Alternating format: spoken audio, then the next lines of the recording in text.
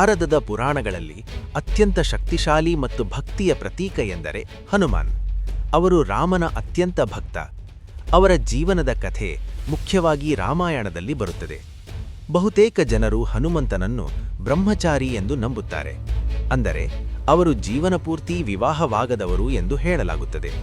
ಆದರೆ ಪುರಾಣಗಳಲ್ಲಿ ಒಂದು ಕುತೂಹಲಕರ ಕಥೆಯಿದೆ. ಆ ಕಥೆಯ ಪ್ರಕಾರ ಹನುಮಂತನಿಗೆ ಹೆಂಡತಿಯೂ ಇದ್ದಳು ಮತ್ತು ಮಗನೂ ಇದ್ದನು ಎಂದು ಹೇಳಲಾಗುತ್ತದೆ. ಒಂದು ದಿನ ಹನುಮಂತನು ಜ್ಞಾನವನ್ನು ಪಡೆಯಲು ಸೂರ್ಯದೇವರನ್ನು ಗುರುವಾಗಿ ಸ್ವೀಕರಿಸಿದರು. ಸೂರ್ಯದೇವರು ಅವರಿಗೆ ವೇದಗಳು, ಶಾಸ್ತ್ರಗಳು ಮತ್ತು ಅನೇಕ ವಿದ್ಯೆಗಳನ್ನು ಕಲಿಸಿದರು. ಹನುಮಂತನು ಅತ್ಯಂತ ಬುದ್ಧಿವಂತ ವಿದ್ಯಾರ್ಥಿಯಾಗಿದ್ದರಿಂದ ಸೂರ್ಯದೇವರು ಸಂತೋಷಪಟ್ಟರು. ಆದರೆ ಒಂದು ಸಮಸ್ಯೆ ಇತ್ತು.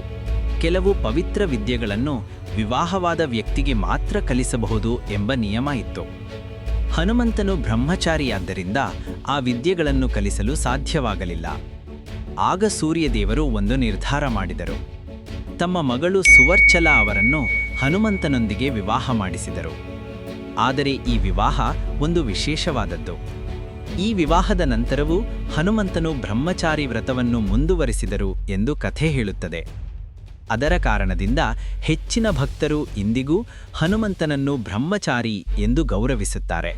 ಇನ್ನೊಂದು ಕುತೂಹಲಕರ ಕಥೆ ಹನುಮಂತನ ಮಗ ಬಗ್ಗೆ ಬರುತ್ತದೆ. ಆ ಮಗನ ಹೆಸರು ಮಕರಧ್ವಜ. ಈ ಕಥೆ ರಾಮಾಯಣ ಯುದ್ಧದ ಸಮಯದಲ್ಲಿ ನಡೆದಿದೆ ಎಂದು ಹೇಳಲಾಗುತ್ತದೆ.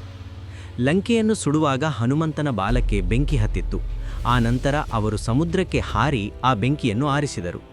ಆ ಸಮಯದಲ್ಲಿ ಅವರ ದೇಹದಿಂದ ಒಂದು ಬೆವರು ಹನಿ ಸಮುದ್ರಕ್ಕೆ ಬಿತ್ತು. ಆ ಬೆವರು ಹನಿಯನ್ನು ಒಂದು ದೊಡ್ಡ ಮೀನು ನುಂಗಿತು. ಕೆಲವು ದಿನಗಳ ನಂತರ ಆ ಮೀನು ಹೊಟ್ಟೆಯಿಂದ ಒಂದು ಮಗು ಹುಟ್ಟಿತು. ಆ ಮಗುವಿನ ಹೆಸರು ಮಕರಧ್ವಜ. ನಂತರ ಆ ಮಗುವನ್ನು ಅಹಿರಾವಣ ಎಂಬ ರಾಕ್ಷಸನು ಬೆಳೆಸಿದನು. ಒಮ್ಮೆ ರಾಮ ಮತ್ತು ಲಕ್ಷ್ಮಣರನ್ನು ಅಹಿರಾವಣ ಪಾತಾಳ ಲೋಕಕ್ಕೆ ಕರೆದೊಯ್ದನು. ಅವರನ್ನು ರಕ್ಷಿಸಲು ಹನುಮಂತನು ಪಾತಾಳ ಲೋಕಕ್ಕೆ ಹೋದನು.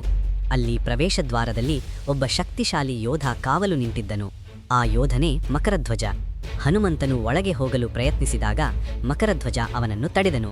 ಆಗ ಮಕರಧ್ವಜ ಹೇಳಿದನು, ನಾನು ಹನುಮಂತನ ಮಗ, ನನ್ನ ಹೆಸರು ಮಕರಧ್ವಜ. ಈ ಮಾತು ಕೇಳಿ ಹನುಮಂತನು ಆಶ್ಚರ್ಯಪಟ್ಟನು. ನಂತರ ಇಬ್ಬರ ನಡುವೆ ಯುದ್ಧ ನಡೆಯಿತು. ಆ ಯುದ್ಧದಲ್ಲಿ ಹನುಮಂತನು ಮಕರಧ್ವಜನನ್ನು ಸೋಲಿಸಿದನು. ಆದರೆ ಸತ್ಯ ತಿಳಿದ ನಂತರ ಹನುಮಂತನು ಸಂತೋಷಪಟ್ಟನು. ಅಹಿರಾವಣನನ್ನು ಕೊಂದ ನಂತರ ಹನುಮಂತನು ಮಕರಧ್ವಜನನ್ನು ಪಾತಾಳ ಲೋಕದ ರಾಜನಾಗಿ ನೇಮಿಸಿದನು ಎಂದು ಕಥೆ ಹೇಳುತ್ತದೆ.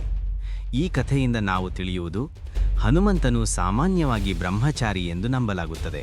ಕೆಲವು ಪುರಾಣಗಳಲ್ಲಿ ಸುವರ್ಚಲ ಅವರ ವಿವಾಹದ ಕಥೆ ಬರುತ್ತದೆ.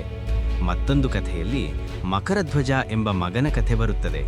ಆದರೆ ಈ ಕಥೆಗಳು ಪ್ರತ್ಯೇಕ ಪುರಾಣಗಳಲ್ಲಿ ಬಂದಿರುವ ದಂತಕಥೆಗಳು. ಈ ಅದ್ಭುತ ಹನುಮಂತನ ವಿಡಿಯೋ ನಿಮಗೆ ಇಷ್ಟವಾದರೆ ಲೈಕ್ ಮಾಡಿ, ಶೇರ್ ಮಾಡಿ ಮತ್ತು ನಮ್ಮ ಚಾನಲ್ಗೆ ಸಬ್ಸ್ಕ್ರೈಬ್ ಮಾಡಿ. ನಿಮ್ಮ ಅಭಿಪ್ರಾಯವನ್ನು ಕಮೆಂಟ್ನಲ್ಲಿ ತಿಳಿಸಿ. ಜೈ ಶ್ರೀರಾಮ್.